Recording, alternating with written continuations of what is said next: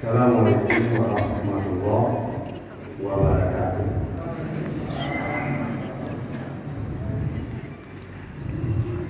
Alhamdulillahirabbil alamin.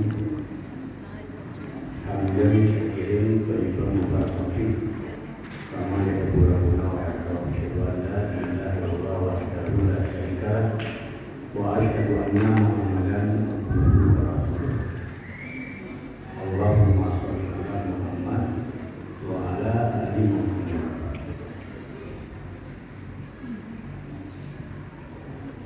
Amma ba'd. وقال تعالى في كتابه الكريم أعوذ بالله من الشيطان الرجيم يا أيها الذين آمنوا توبوا إلى الله توبة نصوحا.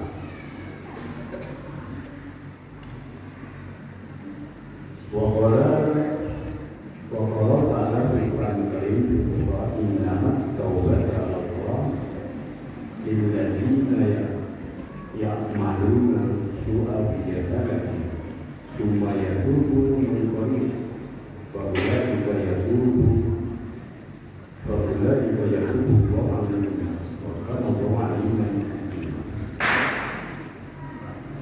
Bapak Ibu jemaah yang sekalian, beserta itu yang bermanfaat, telah kita berdoa bersyukur atas limpahan rahmat dan nikmatnya, kemudian berselawat kepada Rasulnya Rasulullah Muhammad SAW. Marilah lebih dulu sholat yang mulia hingga memberikan timbangan amalan para penyebar. Bapak Ibu jemaah Allah, saya Dubai memberikan judul tanggapan rohani Ramadan kita pada malam ini adalah Ramadan momentum bertaubat. Ramadan momentum bertaubat. Jemaah rahimahullah, Ramadan kata bahasa Arab akan kita jumpai nanti di dalam Quran Al-Baqarah 185. Syahrul Ramadan unzila bil Quran, diturunkan pada bulan Ramadan. Lalu momentum itu bahasa asing, artinya jalan atau saat yang terpenting. Bertaubat bahasa Arab juga, berasal dari kata taubat. Taubat yatubu taubatan, artinya kembali. Secara istilah taubat itu kembali kepada Allah Subhanahu wa Ta'ala dari melakukan perbuatan maksiat kepada perbuatan taat.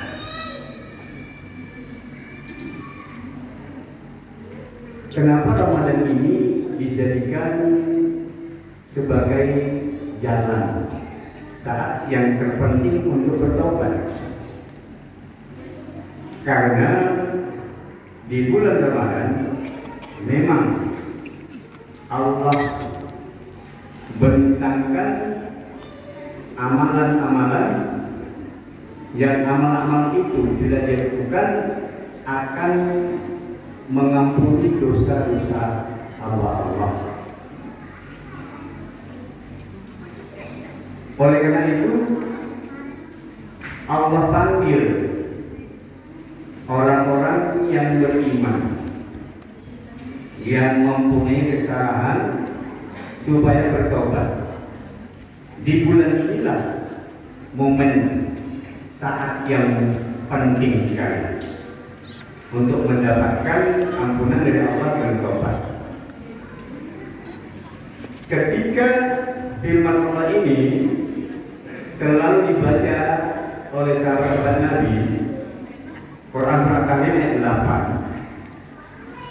Yang kita baca tadi, Alhamdulillah saya rajin, ya ayyuhalladzina amanu tubu ila Allahi taubatan nasuha. Wahai orang-orang yang beriman, taubatlah kepada Allah dengan taubat nasuha. Lalu sahabat bertanya kepada Ka'ab bin Malik. Ubay bin Ka'ab bin Malik ditanya oleh sahabat, ya Ka'ab, apa sih maksud taubat nasuha? Taubat nasuha, kata beliau, engkau menyesali perbuatan dosamu dan memohon ampun kepada Allah. Kemudian engkau tidak mengulangi selama-lamanya. Ini yang dimaksud taubat nasuha oleh sahabat Nabi, yakni Ka'ab bin Malik. Sehingga ulama sepakat syarat untuk bertobat harus terpenuhi 3 unsur ini. Yang pertama, dia menyesal atas perbuatan yang sudah dia lakukan. Kalau perlu sampai menangis dia karena kesalnya. Lalu yang keduanya, dia bersegera minta ampun kepada Allah. Kemudian yang ketiganya, niat bersungguh-sungguh nggak mau ulangi lagi selama-lamanya yang dia tobati itu. Contoh, satu perbuatan dosa yang dia tobati, nggak mau lagi makan riba.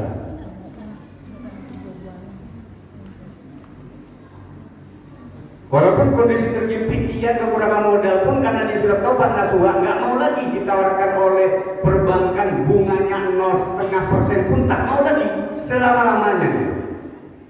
Kalau masih mau lagi, berarti kata para ulama, taubat bukan taubat nasuha. Karena itu Allah cinta sama orang yang bertaubat. A'udzubillahi minasyaitonir rajim. Innallaha yuhibbut tawwabin wa yuhibbul mutatahhirin.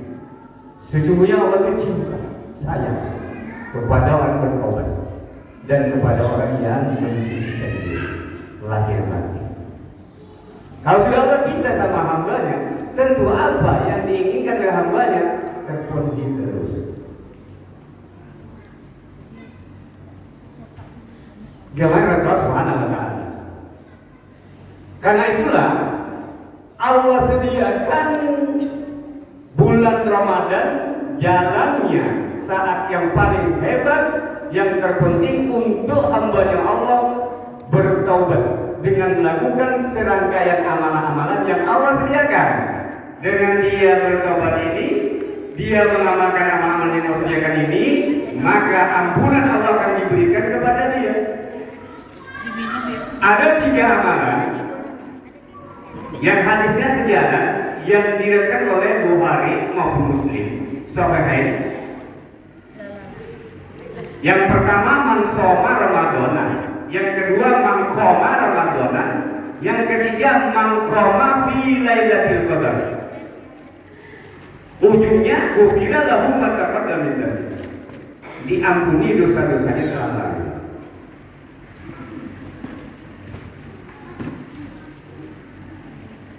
Jadi di bulan Ramadan ini dia akan menghadap Allah, taubat kembali. Yang dulunya dia tidak mau mengerjakan sholat tarawih, tidak mau mengerjakan puasa, tidak mengerjakan zakat fitri, zakat mal dan yang lainnya yang ada di bulan Ramadan.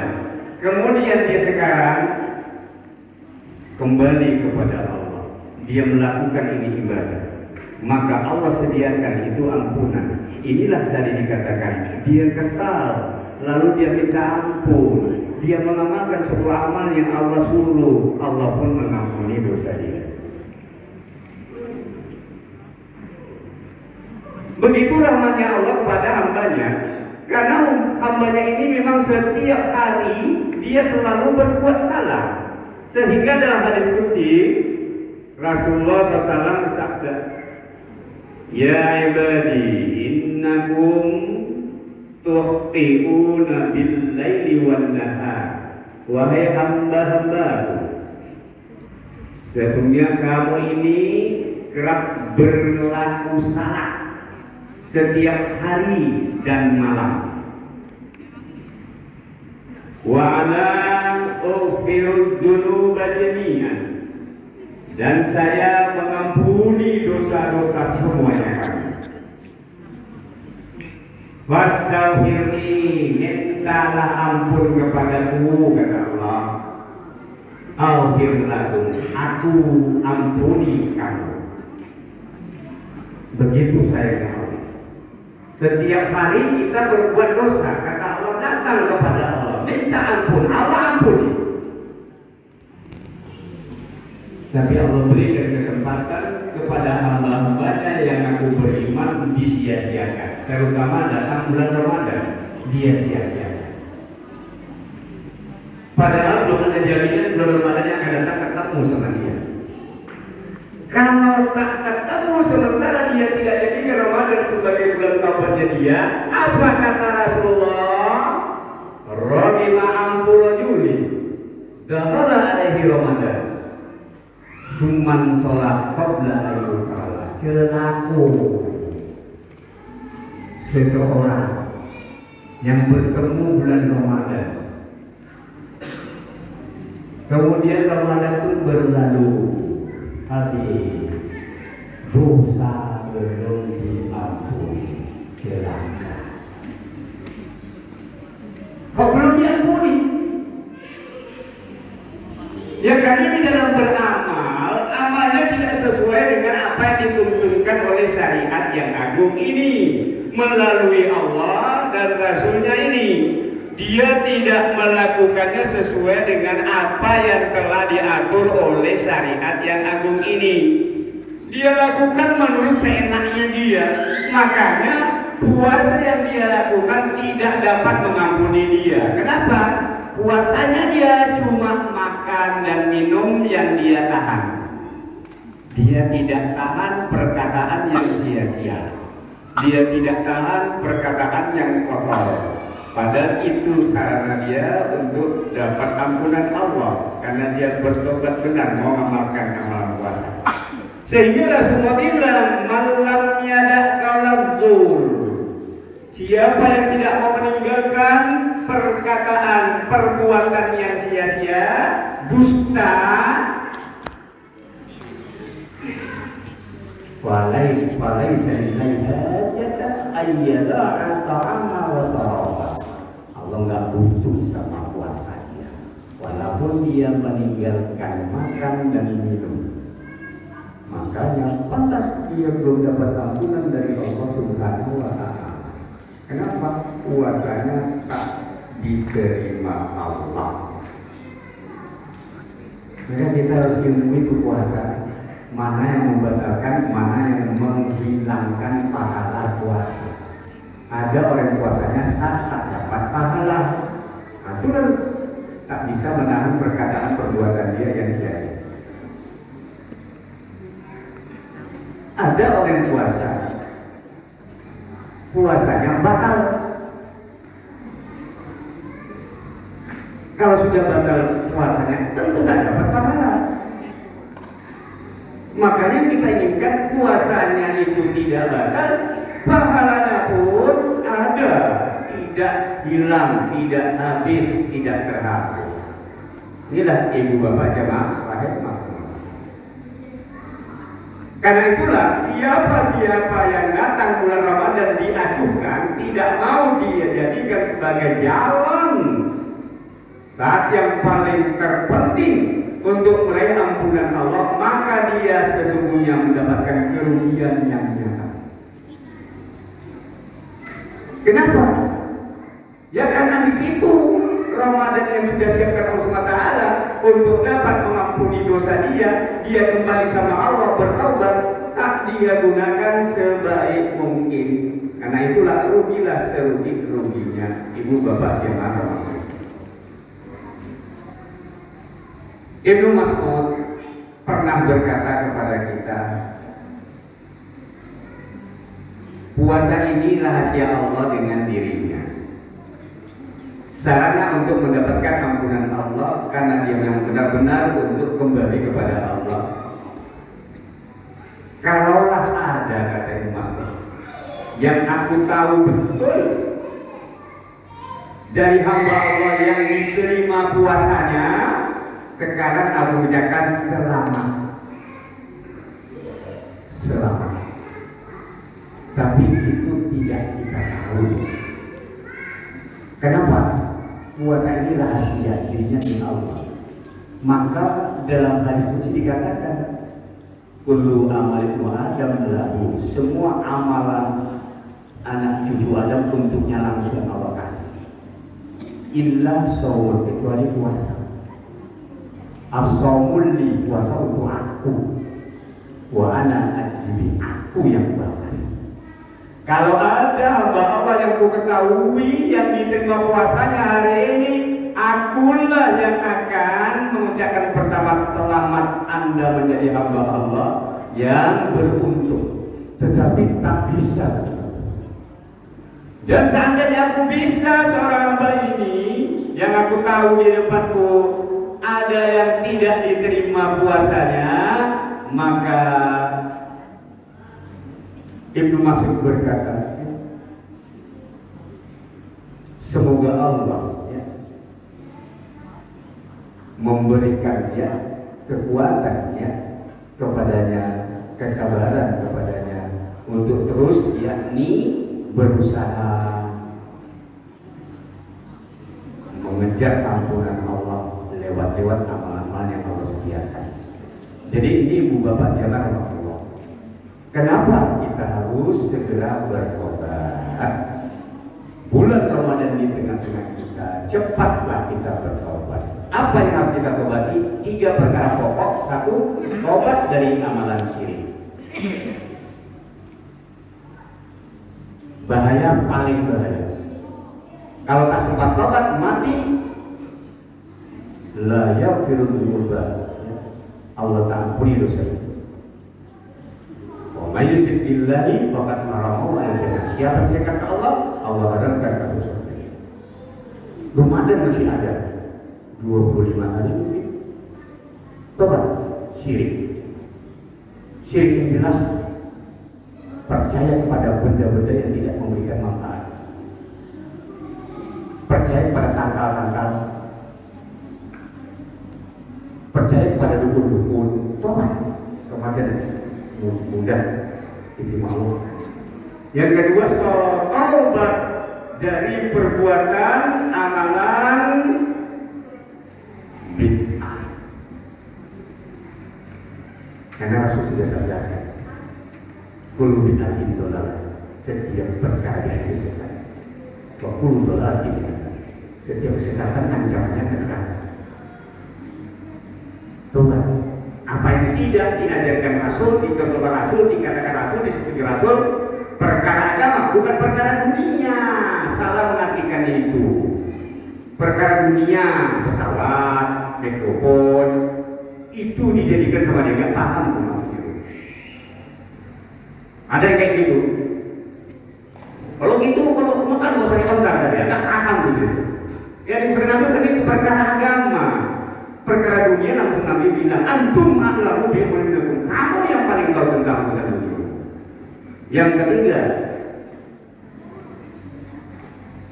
perkara maksiat, judi, zina, riba, makan harta anak yatim. Tuh, dosa 7 besar itu, model syirik, sihir, durhaka orang tua, sampai memakan harta anak yatim, menuduh wanita muslimah berzina, itu ditobati. Karena itulah pangkat kita akan sama. Jangan sampai nyawa dicabut Allah. Kalau sudah dicabut Allah, kita bertobat, tak ada harapan kita selamat. Yang paling pokok tadi, Jangan sampai tak tobat syirik, karena kalau mati dosa syirik, Allah berfirman, Innallaha la yaghfiru an yushraka bihi wa yaghfiru ma duna dzalika liman yasha. Sesungguhnya Allah tidak mengampuni dosa syirik, Allah cuma mengampuni dosa selain syirik. Liman yasha itu pun yang Allah kehendaki. Masih ada pengiriman. Jangan suka yakni bermain dengan perkara-perkara syirik yang besar. Di antaranya tadi percaya kepada sesuatu benda yang dia tidak bisa memberikan manfaat mudarat, kita percaya pula. Bahaya kalau tidak tobat. Satu itu dia yang perlu. Kalau yang masih tinggal sholat, itu yang dikatakan Allah, Allah ampuni dosanya. Kalau yang ini nggak bisa diampuni, Bapak Ibu yang mudah-mudahan bermanfaat. Akhirnya saya bersyukur kepada Allah SWT, lebih kurang minta maaf. Yang kurang itu yang menjadi saya, yang kurang itu Allah SWT. Kita tutup dengan zikir kepada umat Subhanahu wa ta'ala.